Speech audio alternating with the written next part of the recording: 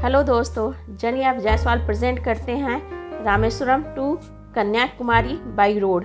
साथ ही इसमें आपको सॉल्ट प्रोडक्शन और इंडिया के सबसे बड़े विंड फार्म के बारे में बताऊंगी, तो बने रहिए इस वीडियो के साथ।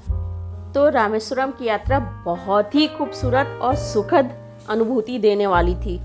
कभी भी आप रामेश्वरम में आए, 1 से 2 दिन का स्टे लेके आए, आपको बहुत अच्छा लगेगा। ये अब हम लोग यहाँ से निकलने की तैयारी में हैं।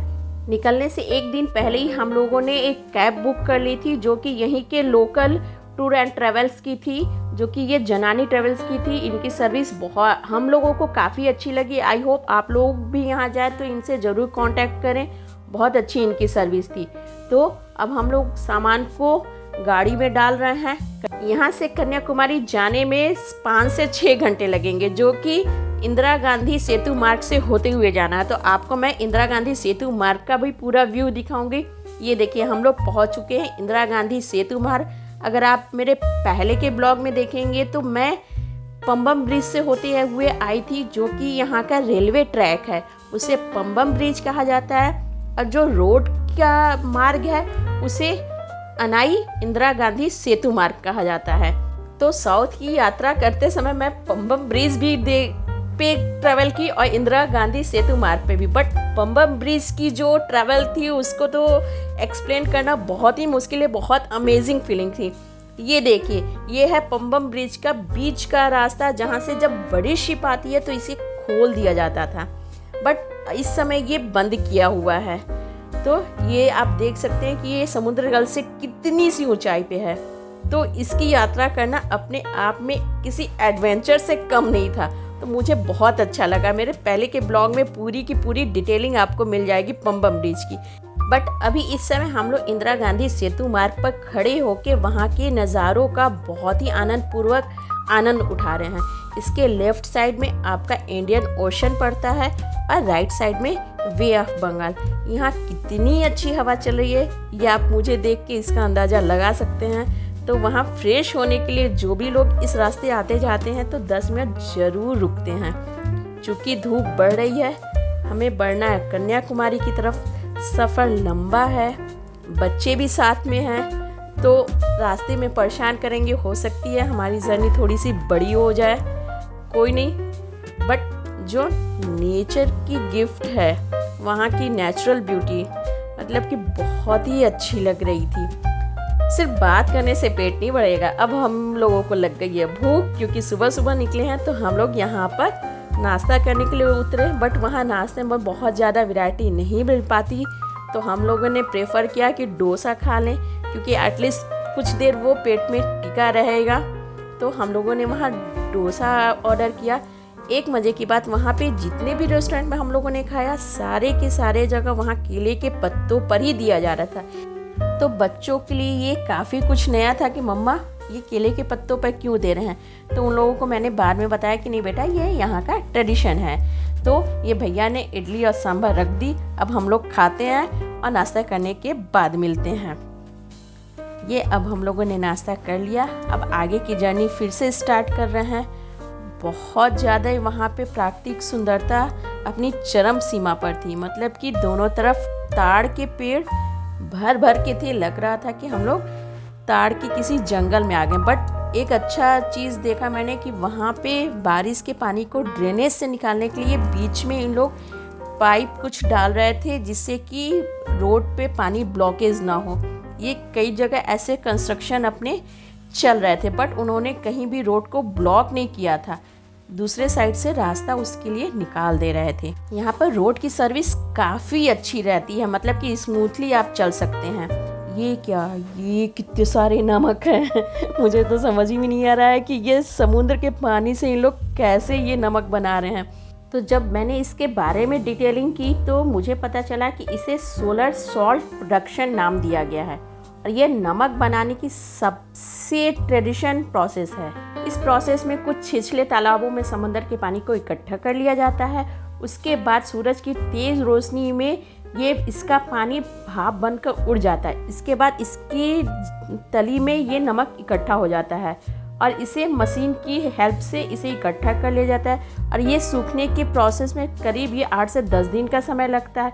जैसे जैसे पानी उड़ता जाता है, रेत और मिट्टी के साथ ही कैल्शियम कार्बोनेट नीचे बैठते चले जाते हैं। ये देखिए, ये ट्रक में ये नमक भर के जा, तो कैब वाले भैया ने बताया कि ये एरिया थूथुकुड़ी के नाम से जाना जाता है। ये जो तमिलनाडु का एरिया है, ये हमारे इंडिया को 12% सॉल्ट प्रोड्यूस करता है। फर्स्ट पे आपका गुजरात आ जाता है, सेकेंड पे ये तमिलनाडु और थर्ड पे आपका राजस्थान सॉल्ट प्रोडक्शन के मामले में है। तो यहाँ पे तो सॉल्ट ऐसे ही फ्री में तब लोग ले जाते होंगे, पता नहीं, बट ऑन द वे काफ़ी अच्छा लगा। बच्चों को भी नॉलेज के लिए बहुत चीज़ें दिखाने के लिए मिली, बिकॉज साउथ में मैंने बहुत सारी टेक्नोलॉजी बेस्ड लोगों को वर्क करते देखा, तो बहुत अमेजिंग सी फीलिंग थी। आगे मैं आपको इंडिया का सबसे बड़ा ऑपरेशनल ऑनशोर विंड फार्म दिखाऊंगी, तो जो कि कन्याकुमारी के पास जाने पे मिलेगा। तो वीडियो में बने रहिए। और ये क्या, आपने अभी तक सब्सक्राइब नहीं किया तो सब्सक्राइब कीजिए, बेल आइकन को प्रेस कीजिए ताकि मेरी वीडियो मिले आपके पास सबसे पहले।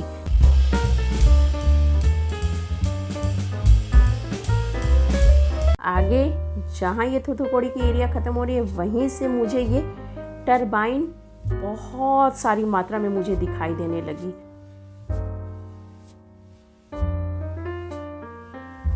ऑन द वे यहाँ पर आपको क्लाउड, टरबाइन, रोड, एयर इतना नीट एंड क्लीन कि मतलब फ्रेश एयर भर भर के यहाँ है।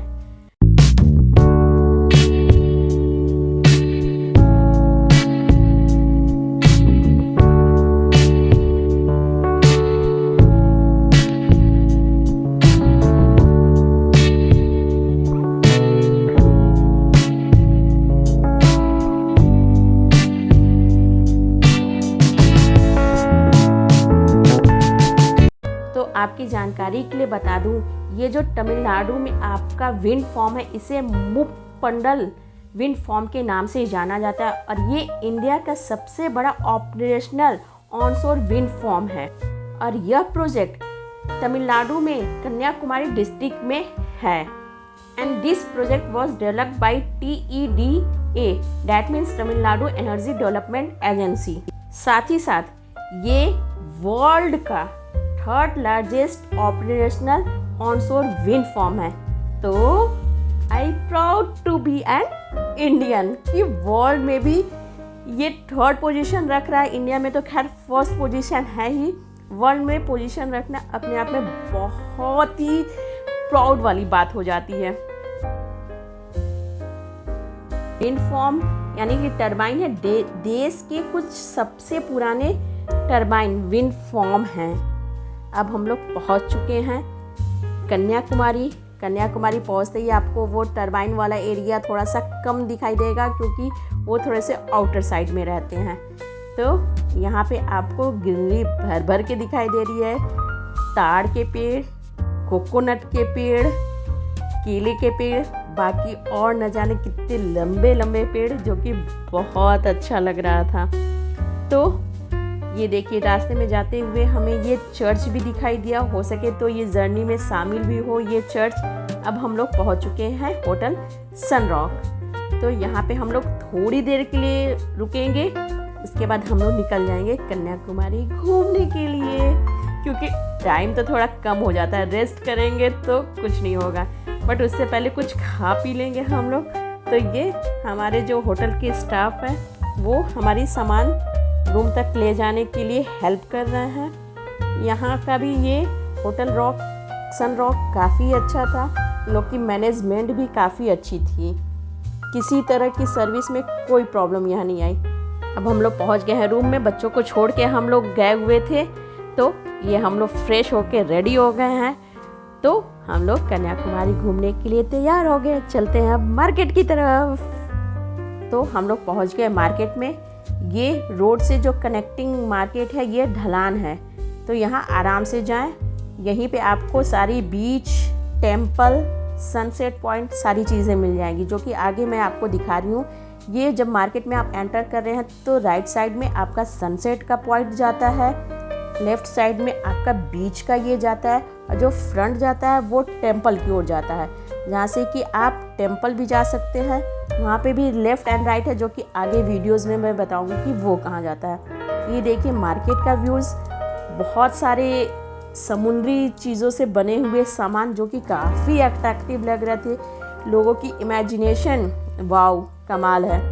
तो वहाँ बहुत सारे होटल्स भी आपको दिखाई देंगे। शाम हो रही थी, खाना खाने का मन था, तो ये हम लोग होटल सरवना में गए। काफ़ी अच्छा था, फुल वेजिटेरियन था, तो मज़ा आया खा के, काफ़ी टेस्टी था स्वाद वहाँ का।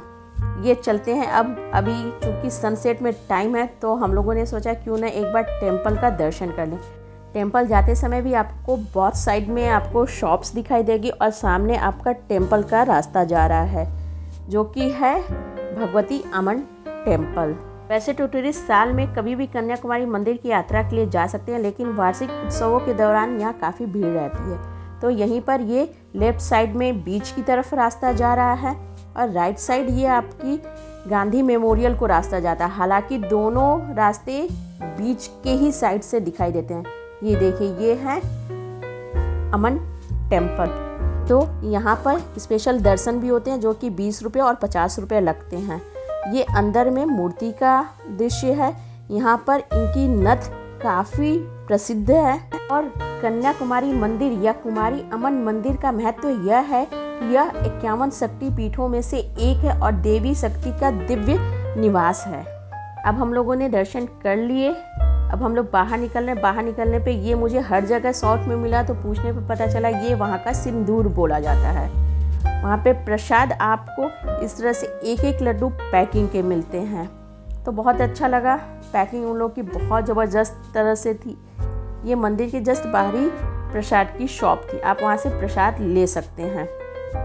हम लोगों ने भी प्रसाद लिए। अब हम लोग निकल रहे हैं मंदिर से बाहर की तरफ। बाहर आते समय ये यहाँ पे कुछ फ़ोटो क्लिक कर सकते थे, तो ये मैंने किया है। ये देखिए, ये सारी शॉप्स। दर्शन करने के बाद अब हम लोग जा रहे हैं फाइनली बीच की तरफ, जो कि काफ़ी अच्छा है। वहीं से आपको विवेकानंद रॉक मेमोरियल भी दिखाई देगा, जो कि मैं अगले ब्लॉग में आपके साथ शेयर करूंगी। वहाँ पे ये देखिए, बीच पर आपके बहुत सारे ये सामान मिल रहे थे, जो मोती से भी बने हुए थे, शंख से बने हुए थे। ये देखिए पानी की लहरें, ये देखिए विवेकानंद रॉक मेमोरियल, और साथ में तिरुवल्लुवर की प्रतिमा। तो अगर आप मेरे चैनल पर नए हैं तो प्लीज़ सब्सक्राइब कीजिए। मिलते हैं नेक्स्ट वीडियो में इसी की आगे की सीरीज़ के साथ। तब तक आप अपना ध्यान रखिए, परिवार का ध्यान रखिए। So we will meet again with new blog. Thank you.